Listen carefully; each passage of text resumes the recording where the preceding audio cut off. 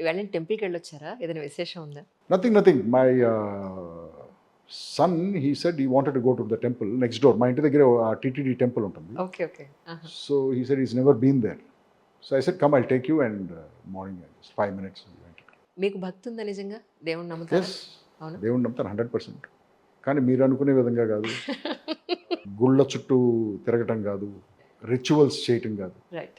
I have a different understanding of God and ఆ విధంగా నేను దేవుడిని నమ్ముతాను. ఈ చెవులకి ఎప్పుడు కుట్టించుకున్నారు సార్? నేను ఇదే ఆ. ఈ 2 చెవులు ఏమో ఒక 30 years పైన అయి ఉంటాయండి. Seriously? I been wearing ear rings for about more than long time. మీ ఎర్లీ ఇష్టమేనా? 90s. మీ ఇష్టమేనా నేనే లేకపోతే? నేనే కుట్టించుకున్నాను. ఓ రోజు ఎక్కడో న్యూయార్క్లో ఎక్కడో ఒక ఆ, మాల్లోనూ ఎక్కడో వెళ్తుంటే ఏదో లేకపోతే జ్యువెలరీ స్టోర్ క్రాస్ అవుతుంటే చూశాను.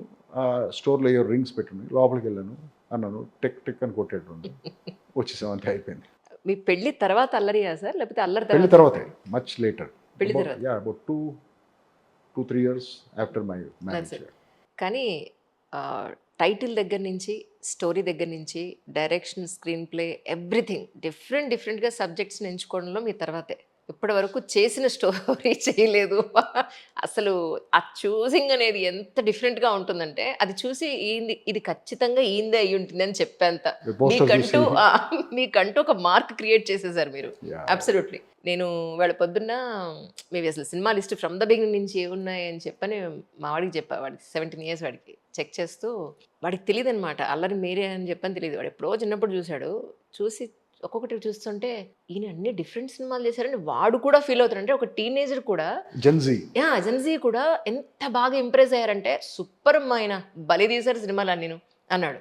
I felt so happy to know that sir. ఎందుకంటే ఇప్పుడున్న పిల్లలకి కూడా మీ సినిమాలు వెతికి మరీ చూసేంత అవకాశం ఉంది అండ్ చూస్తున్నారు కూడా ఇప్పుడు. సమ్ ఫిల్మ్స్ అప్పుడు ఫెయిల్ అయిన ఫిల్మ్స్ ఇప్పుడు కల్ట్ ఫిల్మ్స్ అంటున్నారు. అబ్సల్యూట్లీ. సో అంతేనండి, టైం బట్టి True. Maybe those films are made ahead of that time. అవును, మేబీ అవును, ఇప్పుడు తీసి ఉండాలేమో, అవును. I don't know, but yeah. ఇంతకీ ఆ పంది పిల్ల మీకు ఎక్కడ దొరికింది? ఎన్నాళ్ళు దాంతో జర్నీ చేశారు? దాంతో మీరు పడ్డ అదిగో. కష్టం.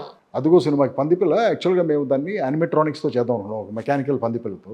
ఓకే. ఒక 6 months దాని మీద వర్క్ చేసిన తర్వాత ఒక రోజు టెస్ట్ చేస్తుంటే మొత్తం ముక్కలు పగిలిపోయింది. అది మళ్ళీ తయారు చేయాలంటే 4 నెలలు పడుతుంది అన్నారు. సరే ఏం చేద్దామంటే ఇక let's go for 3D animation అని చెప్పేసి. ఓకే. ఇప్పుడు 3D యానిమేషన్ చేయాలంటే సినిమా అంతా మాకు పందిపిల్ల రెఫరెన్స్ కావాలి, ప్రతి షాట్లోనూ పెట్టి చూసుకోవాలి, దాని మీద లైట్ ఎలా పడుతుంది, దాని సైజ్ ఎలా ఉంది.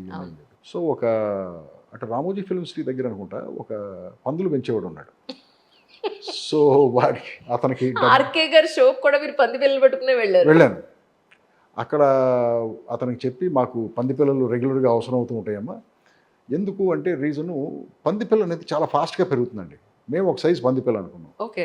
ఇప్పుడు అది మన దగ్గర పెంచుతున్నాం అనుకోండి, అది 1 weekలో సైజ్ డబుల్ అయిపోతుంది, ఓ మనకు పనికిరాదు. ఓకే. మళ్ళీ అది ఇచ్చేసి ఇంకో పంది పిల్లని తీసుకురావాలి. రైట్. సో దాదాపు చాలా ఒక 60-70 పంది పిల్లలతో ట్రావెల్ అయ్యాను ఆ 2 years నేను. పైగా ఆ, మీ అది కలర్ కూడా బయట చూస్ చేసుకున్నట్టున్నారు. క్యూట్గా ఉంటాయి కదా ఆ పందిపిల్లలు, పింక్ నోస్ అవన్నీ ఉండి. సో చాలా రోజులు ట్రావెల్ అయ్యాను పందిపిల్లతో నేను. అది నాతోనే ఉండేది.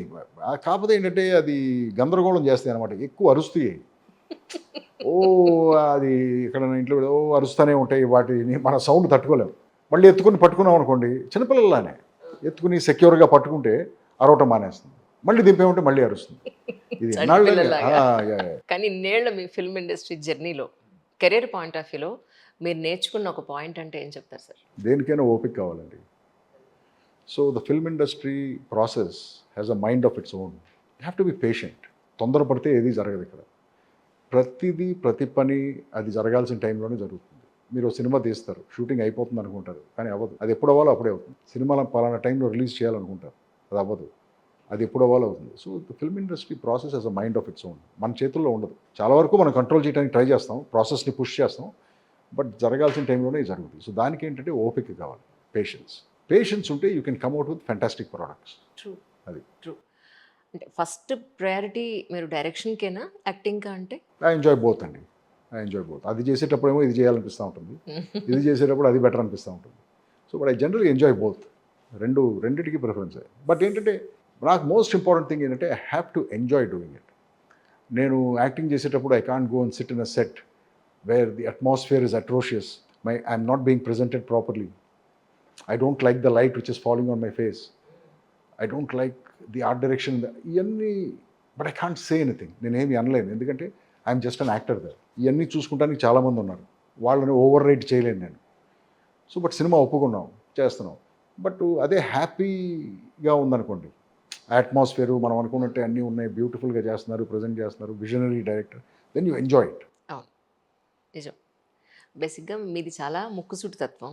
నేను చాలాసార్లు చూసినప్పుడు మీ ఇంటర్వ్యూలో చూసినప్పుడు పర్ఫెక్షనిస్ట్ ఏమో అనిపించింది. ప్రతిదీ అంత పర్ఫెక్ట్గా చేయడం వల్లే మేబీ అది సరిగ్గా జరగనప్పుడు కొంచెం కోపం ఏదైనా వస్తూ ఉంటుందా? రవిబాబుకి కోపం వస్తుంది, బట్ ఏంటంటే అది కరెక్ట్గా వచ్చేదాకా వదిలే సమస్య లేదండి. There is no compromise. Because నేను సినిమా తీసేది నా కోసం అయినా కూడా ఫైనల్గా దాన్ని పంపించేది జనం కోసం. Correct absolutely. సబ్ స్టాండర్డ్ ప్రోడక్ట్ని బయటికి పంపించే సమస్య లేదు. ఒకసారి ఒక ప్రొడ్యూసరు 200 మంది జూనియర్ ఆర్టిస్టులు కావాలని, అమ్మా ఏదో ఒక సీన్కి, ఆ ప్రొడ్యూసర్ మైండ్ సెట్లో ఎందుకో 100 మంది చాలని చెప్పి 100 మందినే పంపించాడు. ఐ కేమ్ దేర్, 100 మందిని పెట్టాను, సెట్ అంతా ఎంటీగా ఉంది. నేను జడ్జ్మెంట్తోనే చెప్పాను 200 పీపుల్ కావాలని చెప్పి. ఎగ్జాక్ట్లీ. షూటింగ్ క్యాన్సిల్ చేసి వెళ్ళిపోయాను. Because I'm not able to see the scene.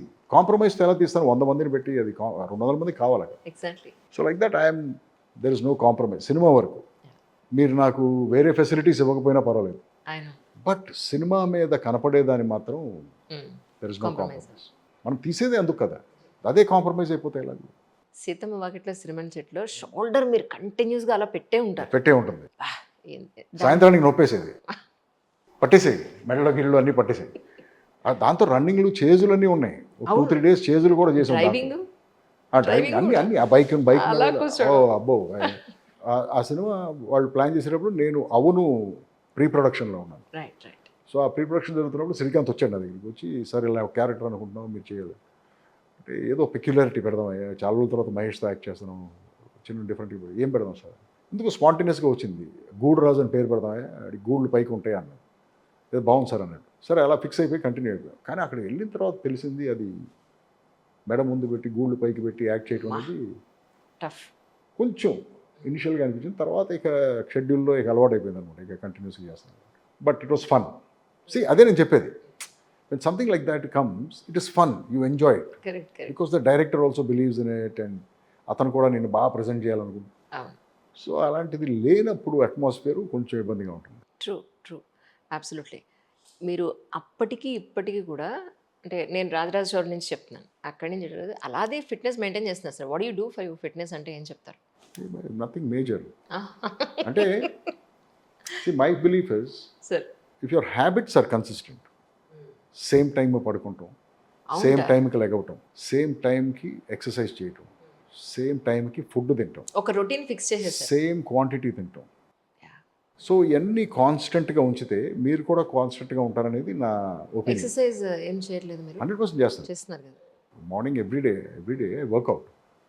Work out alone does not help. Workout is only 20%. Correct. ఈ మిగతా హ్యాబిట్స్ ఏ అయితే ఉన్నాయో, స్లీప్, రెస్ట్, ఫుడ్, ఇవి చాలా ఇంపార్టెంట్ అనమాట. అవన్నీ కన్సిస్టెంట్గా ఉంటే మీరు కూడా కన్సిస్టెంట్గానే ఉంటారు.